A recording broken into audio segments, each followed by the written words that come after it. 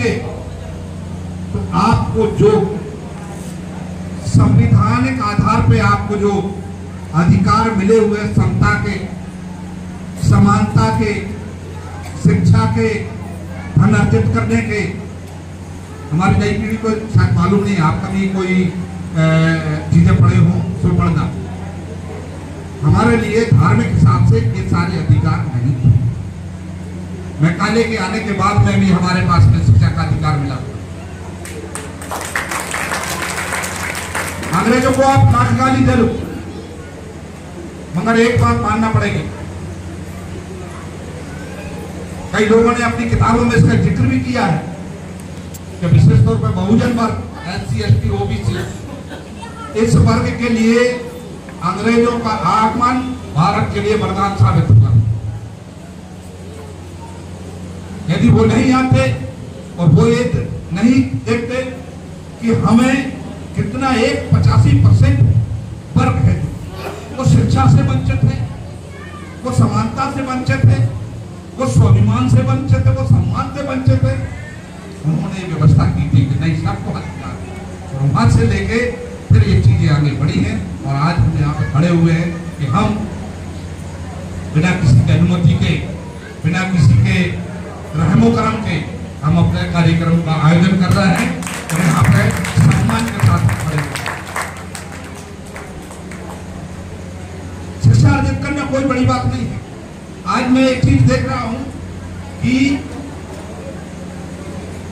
मैं जिस तरीका से शिक्षित हुआ हूं, तो मुझे उस समय ऐसा लगता था कि खेत में काम करने से तो अच्छा है कि पढ़ने ही बैठे। आज जो सुविधा होगी, बच्चे हैं वो उतने बेहतर शिक्षित नहीं हो पा रहे हैं जितना कि निचले के गरीब तबके के बच्चे शिक्षित हो पा रहे हैं। इसका वजह यही है कि जब आदमी सुविधा में पैदा हो जाता है तो शायद उनको संघर्षों की कहानी याद नहीं रहती।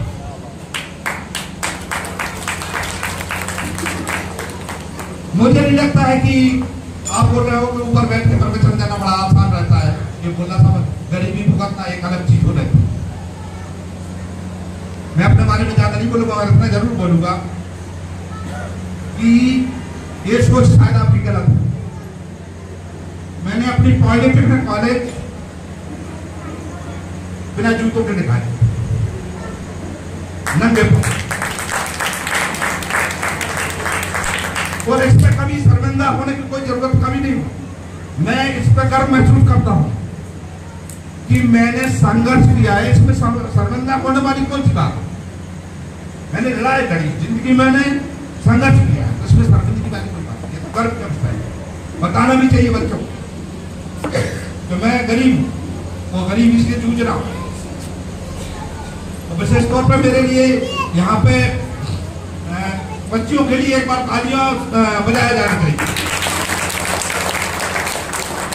क्योंकि समाज की जो प्राथमिक सीढ़ी है विकसित होने की, शिक्षित होने की,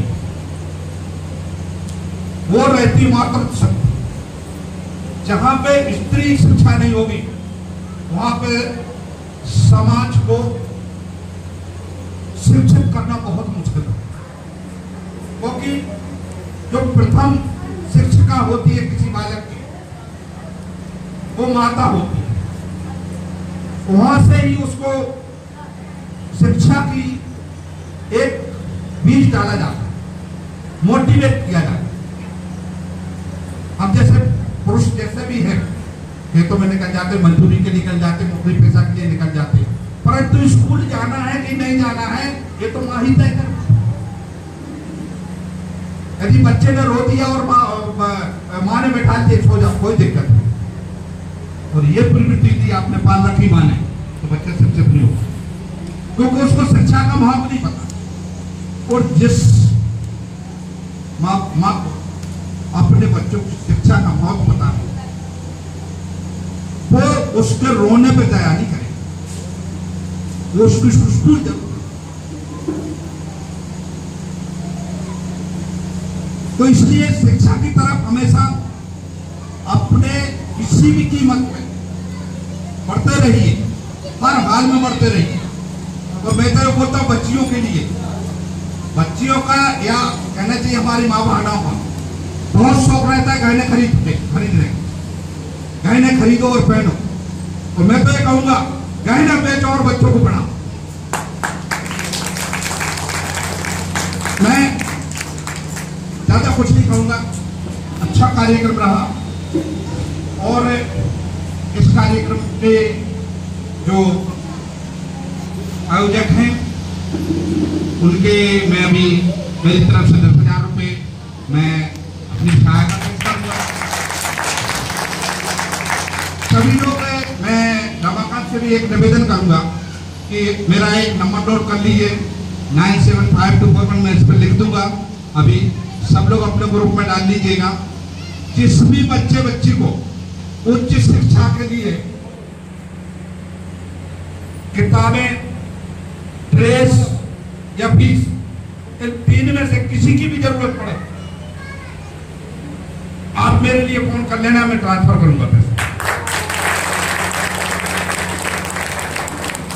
और मैं कोई कहानी नहीं बता रहा हूं, मैं जाति में विश्वास नहीं रखता हूं, हालांकि मेरे लिए सौभाग्य की बात होगी, मैं पहले से ही बोल चुका हूं कि मतलब यदि हमारे स्वजातीय भाई बहनों को या बच्चियों को मैं मदद कर रहा हूं, अच्छी बात है, परंतु मैं ऐसा करता। अभी एक बच्ची मुझे 7 साल बाद मिली, 7 साल से मैं उसको मदद कर रहा हूँ और उसकी फीस, स्कूल की फीस, किताबें सब दे रहा था। 7 साल से ना उसने मुझे देखा था ना मैंने उसको देखा, केवल वो सर्टिफिकेट भेज देती थी कि अंकल जी ये मैंने इतने नंबर लाए। इस साल वो उसने 12th में अपने कॉलेज में फर्स्ट आके प्रथम स्थान पाया है। तो मैं ये बता रहा हूँ कि बता रहा हूँ मैं कर रहा, इसलिए इसको वो मत करना, परंतु नीडी लोग होना चाहिए। मेरा मतलब समझ लीजिए, नीडी लोगों का मतलब है ऐसा ना हो कि आपके घर संपन्न हो, आप घर से संपन्न करने के लायक हो, परंतु हमसे मदद ले रहे हैं, ऐसा मत करना। आप मेरे पैसे का सदुपयोग करना और जो लोगों को जरूरत है वही लोग मतलब मेरी मदद। जैसे अभी एक बच्चा आया था, मैं उसका मोबाइल डिटेल लूंगा और उसका नंबर भी लूंगा। आए थे,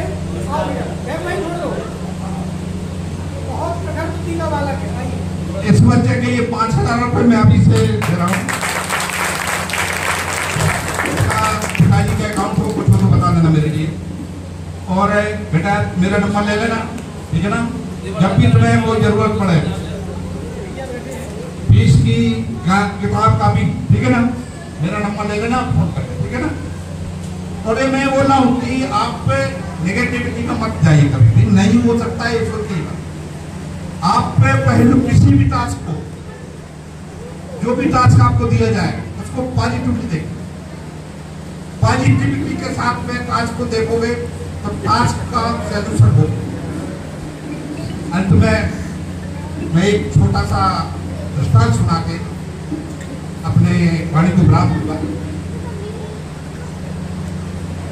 एक महोदय थे जिनके पास जूतों का कारखाना था, जूतों का कारखाना था। अब उनके बिजनेस के लिए 2-3 मैनेजर नियुक्त किए हुए थे। मैनेजर बुलाए, बोले आपका धंधा जो है थोड़ा सा ठीक नहीं चल रहा है, आप जाइए कहीं पे बिजनेस फैलाइए थोड़ा कहीं पे। तो उन्होंने 2 अलग-अलग जगह पे 2 मैनेजर भेजे। दोनों मैनेजर वापस आए। वापस आने के बाद पहले वाले से पूछा, बताइए भाई आप वहाँ पे गए थे उस देश में, वहाँ पे जूता का बिजनेस हो सकता है? बोले बिल्कुल नहीं। बोले ऐसा क्यों? लोगों ने उधर पे जूता कोई पहनते ही नहीं, तो होगा कहाँ, बिजनेस कहाँ से? जब पहनते ही तो होगा, ठीक है। दूसरे वाले को बताए, बोले हाँ बताइए भाई। तो बोले साहब एक काम करिए, अपने तरफ से जो धंधा है छोटा चल रहा है इसको बंद करो और पूरा धंधा वहीं से कर। बोले क्यों? बोले साहब वो जूता कोई पहनते ही नहीं। तो बोले तो वो पहले वाले ने ही बताया। बोले नहीं बात वही है, मैं केवल इतना बोला हूं उनको जूता पहनना चाहिए, सब लेंगे। आप अपनी सोच उस दिशा में ले जाइए जहां पे आप बेहतर कर सकते हैं।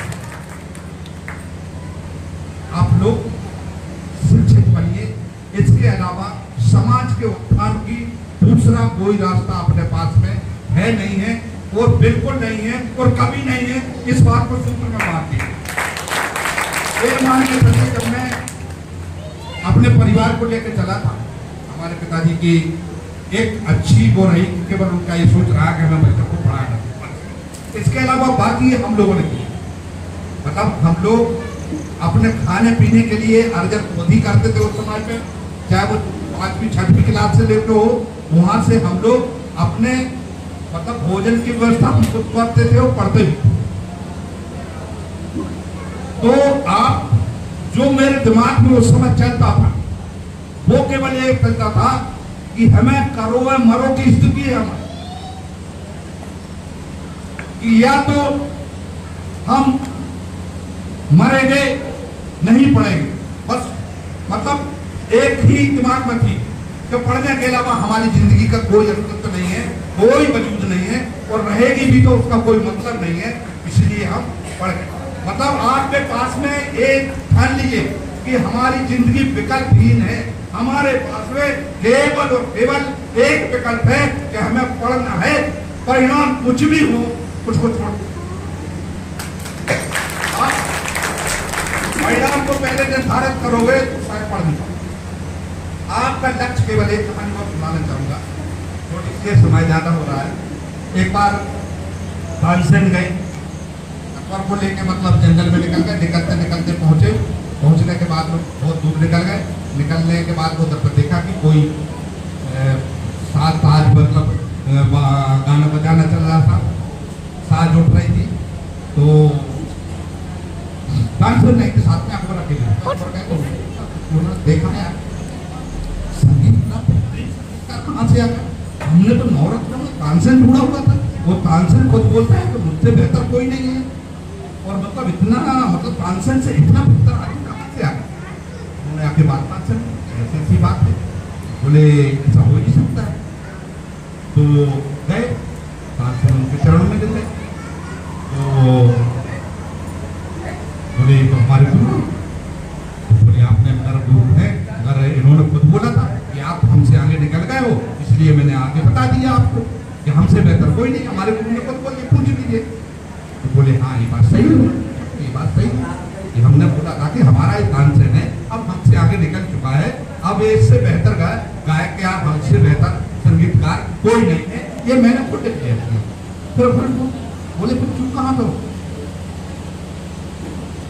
फिर आप जो है ना फिर पीछे कैसे हो गए। तो गुरु जी ने जो गुरु थे उनके राम खानी आदमी, उन्होंने मतलब जवाब दिया कि तानसेन का उद्देश्य था केवल राज दरबार में नवरत्न बनना, रोल नवरत्न बन गए, उन्होंने अपनी शिक्षा बंद कर दी। हमारा उद्देश्य था केवल और केवल शिक्षा प्राप्त करना, तो हम आगे बढ़ गए, तानसेन फिर पीछे। आप अपना लक्ष्य और उद्देश्य केवल और केवल बनाइए कि सतत शिक्षा प्राप्त करते रहना है। जिंदगी में खाना पीना तो मिलता रहता है, जानवरों को भी मिलता रहता है, जानवर भी खाते पीते रहते हैं, परंतु आप मानव स्वरूप में यदि है और बिना शिक्षा के हैं तो जानवर से ज्यादा कुछ भी नहीं है।